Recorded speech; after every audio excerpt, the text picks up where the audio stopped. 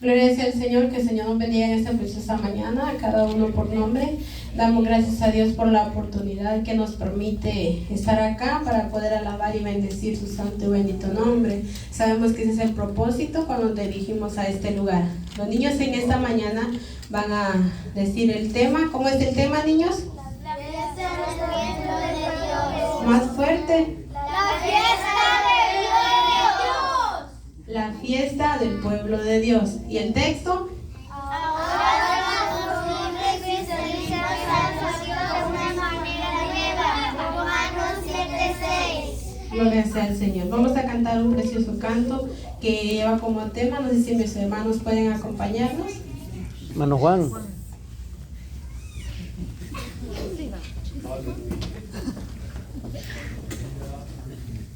Aleluya. El gozo del Señor mi fortaleza es. El gozo del Señor mi fortaleza es. El gozo del Señor mi fortaleza es. El gozo del Señor mi fortaleza es. Ese gozo sin medida Él me da.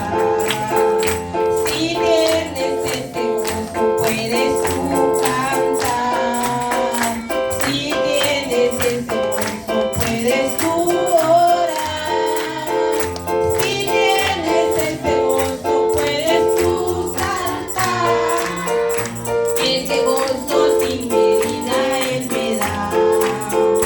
El gozo del Señor mi fortaleza es. El gozo del Señor mi fortaleza es. El gozo del Señor mi fortaleza es.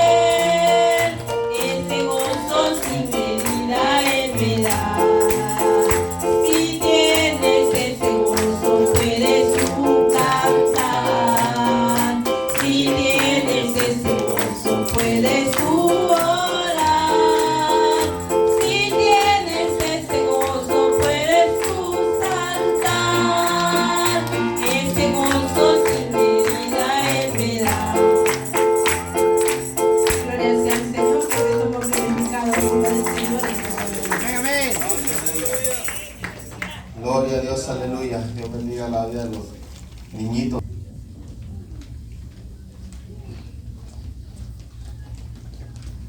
Aleluya.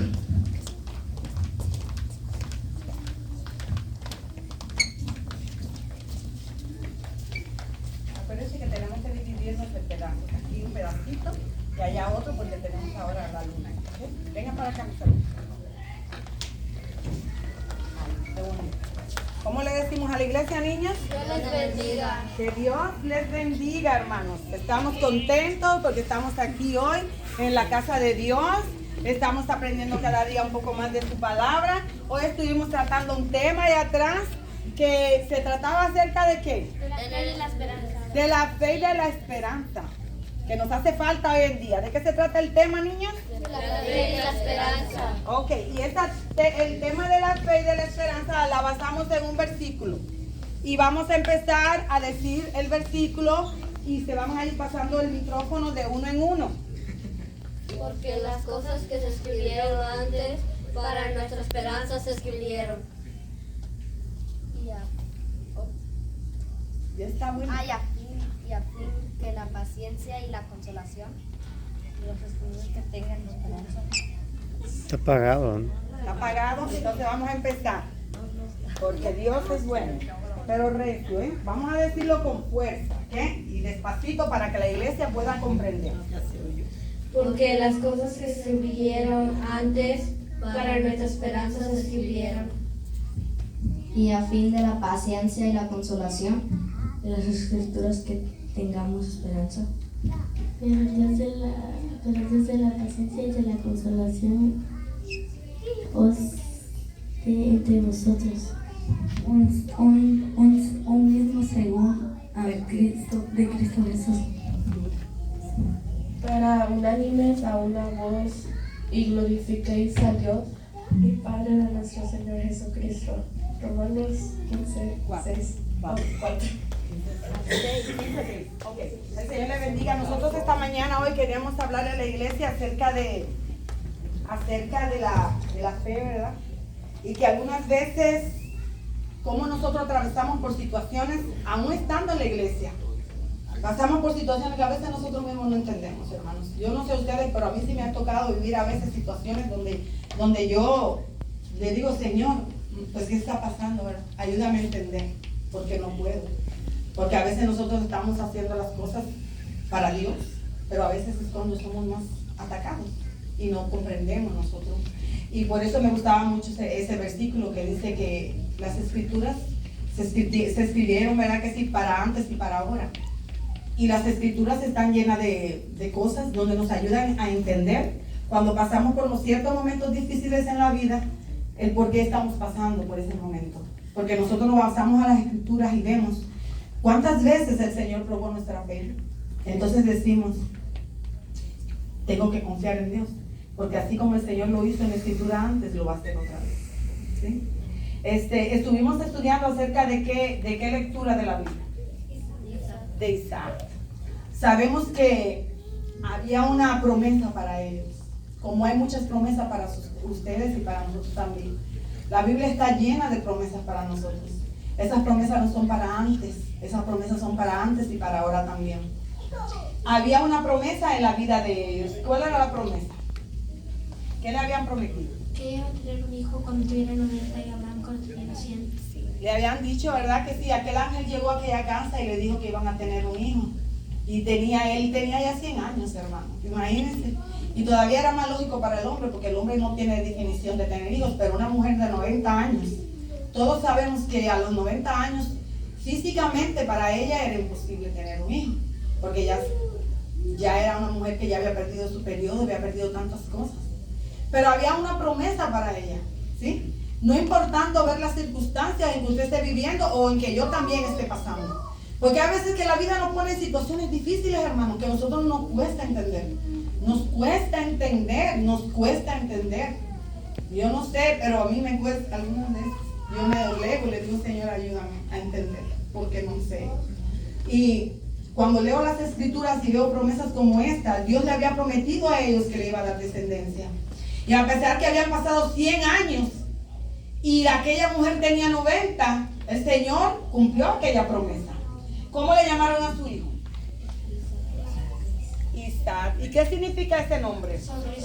Sonrisa. Porque aquella mujer, cuando oyó al ángel que le prometió eso, ya sonrió. Imagínese usted ahorita que le dijeran, hermano, que va a tener un hijo. Hasta risa nos daría a nosotros, porque diríamos, es imposible. Pero nosotros tenemos un Dios que cree lo imposible como posible. Él lo hace posible, ¿verdad? Pero imagínese que el Señor le regala aquel hijo que tanto usted pide. Y luego el Señor te dice, dame aquel hijo para atrás. ¿Cuántos de nosotros estaríamos dispuestos a entregar ese hijo? Pero a pesar de todo, aquel hombre lo hizo. Porque era un hombre de mucha ¿qué? ¿Qué tenía él? Fe. Él había conocido a un Dios amoroso, hermanos. ¿Usted ha conocido el Dios amoroso? El Dios bueno, sí, el Dios fiel, el Dios verdadero, el Dios que no tiene imposible en la vida de nosotros. A veces nosotros, aunque estamos aquí en la iglesia, no conocemos a aquel Dios. Y cuando llegan los problemas, usted y yo dudamos, hermanos.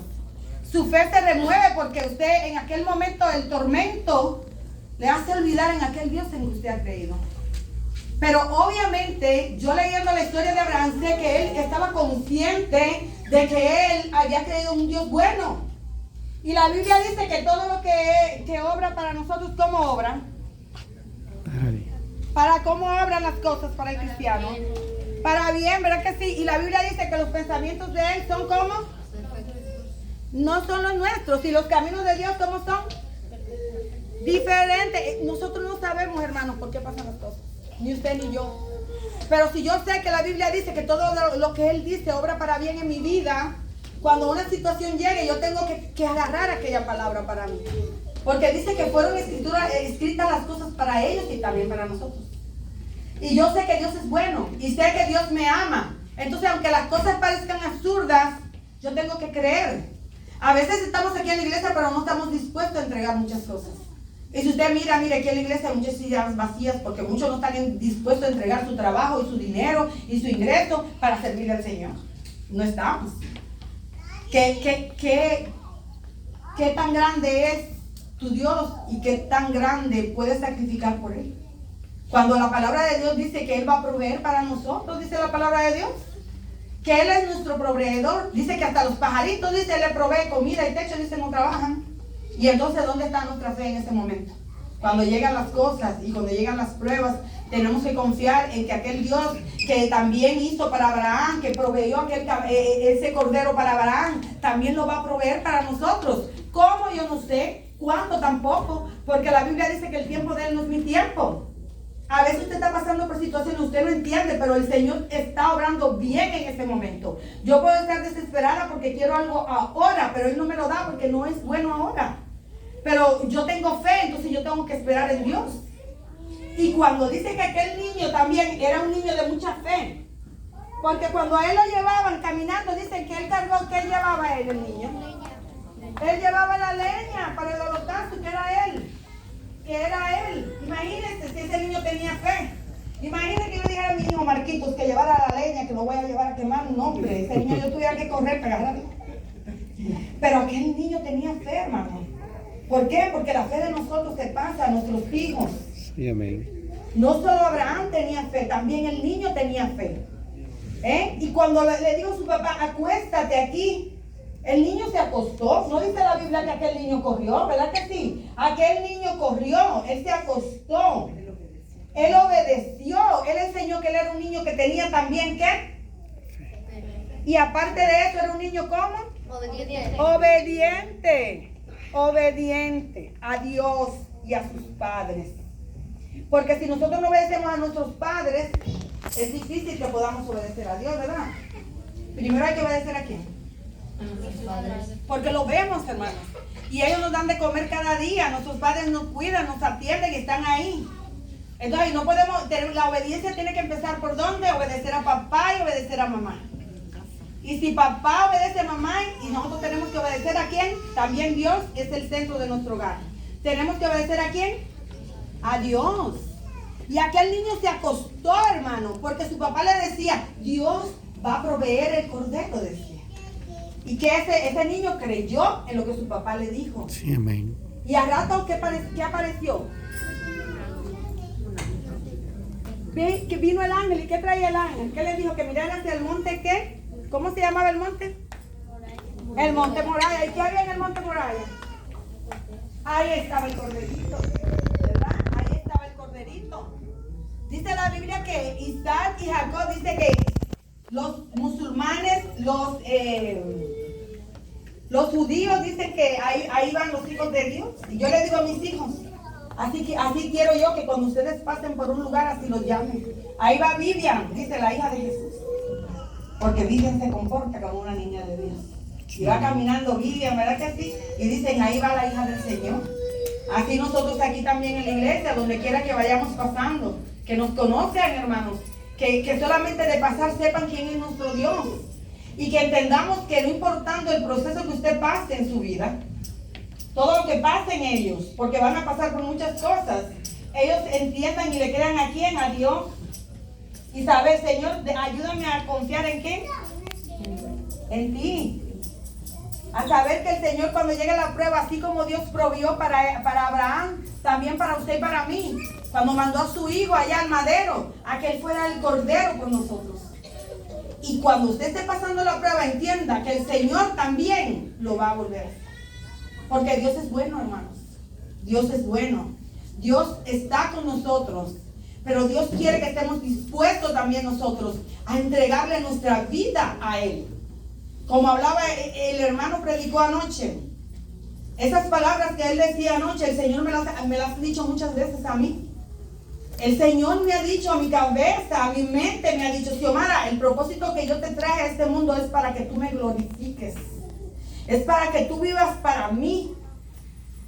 Es para que tú entiendas que esta vida tú estás a prueba. tú estás de paso, tú estás de camino. Vive para dejar mi nombre, vive para glorificarme, vive para hablar de mí. Háblale a la gente lo que yo he hecho en tu vida. Háblale a la gente, háblale que yo soy bueno, que yo existo. Ese es el propósito de cada uno de nosotros aquí. Que vivamos para expandir la palabra de Dios y para entender que un día, mire hermano, aquí vamos a estar, dice que ahorita lo más que duramos son 70 años, pero allá va a ser la eternidad. Entonces, luchemos cada día, hermanos, unánimes, dice este versículo, unánimes, unidos en la iglesia, para alcanzar las almas para el Señor. Cada día, no importando la prueba, confiemos que Dios lo va a hacer. Confiemos que si usted tiene una necesidad, Dios la va a proveer. Confiemos que si usted está enfermo, Dios va a sanarlo.